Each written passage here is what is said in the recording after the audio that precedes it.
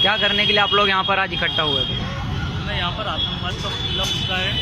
भारतीय सेना पर आतंकवादियों के कायराना हमले की कड़ी निंदा करते हैं और न सिर्फ निंदा करते हैं बल्कि भारतीय सेना से अपील करते हैं कि वो सैनिकों के लहू का बदला ले और एक एक आतंकवादी को चुन चुन कर मारे, क्योंकि आतंकवाद अपनी जड़ें बहुत ज़्यादा गहरी कर चुका है और हर प्रैक्टिकल के पीछे थ्योरी काम करती है, इसलिए आतंकवाद के पीछे उसकी विचारधारा काम करती है। यदि आतंकवाद को मिटाना है तो उसकी विचारधारा को मिटाना होगा।